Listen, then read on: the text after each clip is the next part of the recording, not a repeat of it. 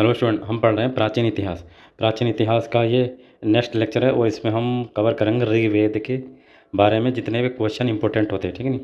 तो ऋग्वेद के बारे में हम चर्चा करेंगे। तो सबसे पहला इसमें क्वेश्चन है, किसने संपूर्ण ऋग्वेद का परंपरागत ढंग से भाष्य लिखा है, ठीक है नहीं। तो भाष्य लिखा, तो इसका आंसर कौन सा है? सायण। किसने लिखा है? ये सायण ने लिखा। अब ये भी ऋग्वेद की ये बात आ गई है, तो ऋग्वेद के बारे में थोड़ी चर्चा कर लेते हैं कि जो आपके वेद हैं, इन वेदों को संकलन किसने किया था? महर्षि कृष्ण द्वैपायन वेद व्यास ने। महर्षि कृष्ण द्वैपायन वेद व्यास ने, ठीक है। वेद व्यास ने इन वेदों को संकलन किया था। और वेदों की संख्या कितनी है? 4। वेदों की संख्या कितनी है? 4 है, जिसमें ऋग्वेद, यजुर्वेद, सामवेद और अथर्ववेद है। और प्रत्येक वेद के 4-4 भाग होते हैं, ठीक है नहीं। 4-4 भाग होते हैं, जैसे संहिता हो गया, ब्राह्मण ग्रंथ हो गया, आरण्यक हो गया, उपनिषद हो गया। ये 4-4 इसके भाग हैं। और वेदों की जो भाषा है, यदि वेद की जो बात करें, वेद की जो भाषा वो कैसी है? वेद की भाषा संस्कृत, ठीक है नहीं। वेद की भाषा संस्कृत।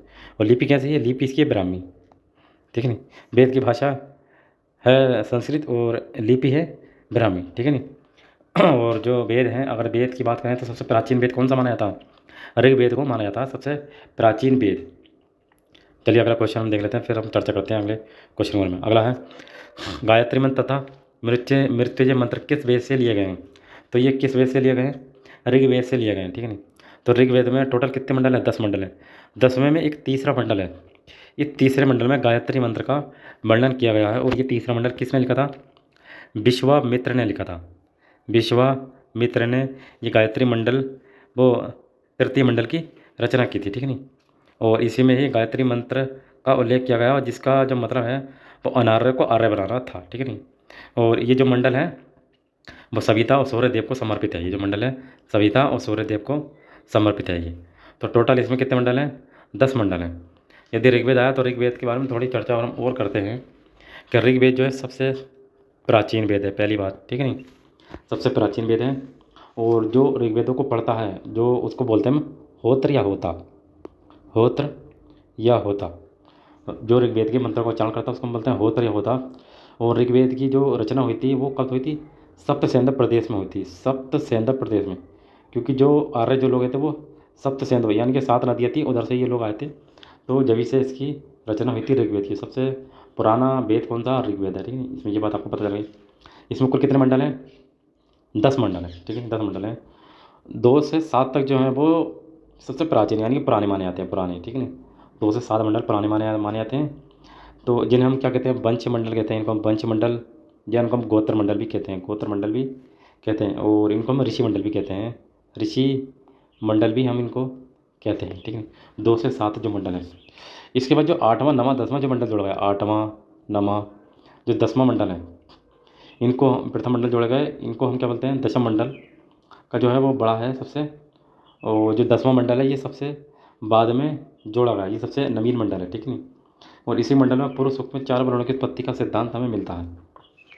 तो ऋग्वेद की जो शाखाएं हैं वो महर्षि पतंजलि ने ऋग्वेद की 21 शाखाओं को उल्लेख किया है। महर्षि महर्षि पतंजलि महर्षि पतंजलि महर्षि पतंजलि ने क्या करा? ऋग्वेद की 21 शाखाओं का उल्लेख किया। कुल कितनी शाखाओं का उल्लेख किया है? 21 शाखाओं का उल्लेख किया है, जिसमें प्रमुख 5 शाखाएं ही प्रमुख है। जैसे शाकल हो गया, ठीक है, बाष्कल हो गया, आपका अश्वलायन हो गया, और आपका शंखायन हो गया, और मंडूकायन हो गया, ठीक है, मंडूकायन हो गया।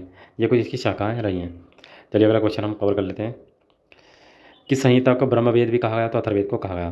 सबसे प्राचीन वेद कौन सा? तो कौन सा? ऋग्वेद, अभिनववेद। श्रुति तथा निगम की संख्या किसे की गई है? तो वेदों को दी गई है, ठीक है ना। वेदों को हम क्या कहते हैं? श्रुति और निगम। चलिए अगला क्वेश्चन आपका, ऋग्वेद की रचना कहाँ हुई है? तो सप्तसेंधक प्रदेश में ऋग्वेद की रचना हुई है, 1500 से लगभग 1000 ईसा पूर्व के आसपास, ठीक है नी। ये इसका टाइम पीरियड है। अगला आपका क्वेश्चन है, संहिता किसको कहा जाता है? तो वेदों में संकलित जो मंत्र होते हैं उनको हम क्या बोलते हैं?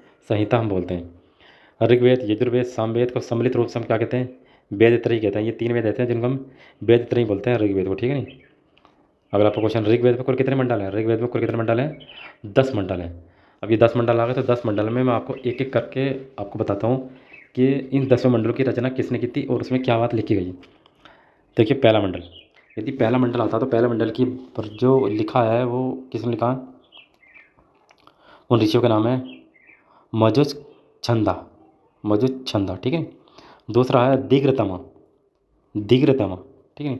तीसरा है मेधा तिथि, मेधा तिथि, ठीक है। चौथा अगस्त, अगस्त, ये है, इन्होंने इसकी रचना की थी। और इसमें क्या 50 सूक्त हैं, 50 सूक्त का मतलब 50 श्लोक है इसमें। जी ये 50 श्लोक हैं, ये किसके, कण्व ऋषियों के द्वारा लिखे गए हैं, कण्व ऋषियों के द्वारा लिखे गए हैं, ठीक है। इस मंडल के ऋषियों को सत्य चिन्ह की संज्ञा दी गई, सत्य चिन्ह से इन्हें पहचाना गया, सत्य चिन्ह की संज्ञा इन्हें दी गई है, कण्व ऋषि ने लिखे थे। ये पहला मंडल हो गया, ठीक है। अब बात करते हैं हम दूसरा मंडल। दूसरा मंडल की रचना किसने की थी, गृहस्थ समद, किसने रचना की थी, गृहस्थ समद ने इसकी रचना की थी। तो गृहस्थ समद ऋषि ने क्या, विश्व के प्रथम अभियंता की संज्ञा प्रदान की गई है, उन्होंने इस मंडल की रचना की। अब ये तीसरा मंडल था। तो तीसरा मंडल मैंने आपको बताया था, विश्वामित्र ने इसकी रचना की थी और इसमें गायत्री मंत्र का उल्लेख किया गया और उसमें बताया गया कि अनार्य को आर्य बनाना। और ये मंडल सूर्यदेव यानी कि सविता को अर्पित है, ये तीसरा मंडल। चौथा आपका है, चौथा मंडल है आपका वामदेव। चौथा मंडल किसने लिखा, वामदेव ने लिखा, वामदेव ने लिखा। इसमें क्या था, कृषि के यंत्रों का उल्लेख इसी मंडल में, कृषि के यंत्रों का उल्लेख इसमें इसी मंडल में दिया गया। पांचवा मंडल है आपका, पांचवा मंडल किसने लिखा, अत्रि ने लिखा, अत्रि, अत्रि ऋषि हैं, इन्होंने, अत्रि ने लिखा पांचवा मंडल। छठे मंडल की बात करें तो वो छठा मंडल लिखा है भारद्वाज ऋषि ने, भारद्वाज ऋषि ने। अब बता सातवां मंडल, सातवां मंडल आपका किसने लिखा है, सातवां मंडल लिखा आपका वशिष्ठ ने, वशिष्ठ ऋषि ने इसकी रचना की है, वशिष्ठ ऋषि। और इसमें 10 राग युद्ध का वर्णन मिलता है, ठीक है। 10 राग युद्ध का वर्णन मिलता है इस सातवें मंडल में। और ये मंडल क्या है, वरुण देवता को समर्पित है, ये सातवां मंडल। अब आते हैं इसके बाद आपका आठवां मंडल। तो ये आठवां मंडल जो कण्व एवं अंगिरस के ऋषियों के द्वारा लिखा गया है, कण्व एवं अंगिरस के ऋषियों के द्वारा ये लिखा गया है। और आपका आता है नवा मंडल। तो नवा मंडल किसने लिखा था, पवमान और सोम ने, पवमान और सोमदेव ऋषि ने ये नवा मंडल लिखा गया। और इसमें 114 सूक्त यानी कि 114 श्लोक सोम देवता को समर्पित हैं, 114 श्लोक किसको समर्पित हैं, सोम देवता को समर्पित हैं। और उसको सोम मंडल या पवमान मंडल भी कहा जाता है, वो इसे पवमान मंडल भी कहा जाता है नवा मंडल को। अब आपका लास्ट मंडल, 10वां मंडल। 10वां मंडल किसने लिखा था, ये कुछ ऋषि हैं जिनके नाम हैं ऋत, विमद, ठीक है, श्रद्धा, श्रद्धा और कामायनी। इन ऋषियों ने 10वें मंडल की रचना की है। और इस 10वें मंडल में जो उल्लेख मिलता है वो किसकी चीज़ का उल्लेख मिलता है, इसमें नासदीय, नदी, सूर्य एवं पुरुष सूक्तों का वर्णन इसमें मिलता है। किसका, नासदीय, ठीक है नी, नदी, सूर्य, सूर्य और पुरुष सूक्त का भी इसमें उल्लेख हमें मिलता है। और सूर्य सूक्त में विवाह संस्कारों का उल्लेख भी मिलता है, विवाह संस्कारों का उल्लेख 10वें मंडल में हमें मिलता है। और चारों वर्णों का उल्लेख भी मिलता है हमें इसमें, चारों वर्णों का उल्लेख भी मिलता है। और इसमें जो 10वां मंडल है। चलिए अब आप आगे आते हैं फिर अगला। ऋग्वेद की लिपि कौन सी थी, तो मैंने आपको बता दिया ऋग्वेद की लिपि थी ब्राह्मी। और भाषा की बात करें तो वो कौन सी थी, संस्कृत, ठीक है। अगला था वेदों का संकलन किसने किया था, तो महर्षि कृष्ण द्वैपायन वेद व्यास ने वेदों को संकलन किया था। वंश मंडल की बात करें तो कौन से 2 से 7 मंडल कैसे हैं, सबसे वंश यानी प्राचीन है, पुराने हैं, ठीक है। तृतीय मंडल की रचना किसने की थी, विश्वामित्र ने की थी, मैंने आपको बता दिया। और इसमें गायत्री मंत्र का उल्लेख किया गया है। तो ये ऋग्वेद के बारे में कुछ चर्चा थी, आई होप आपको समझ में आया होगा ऋग्वेद।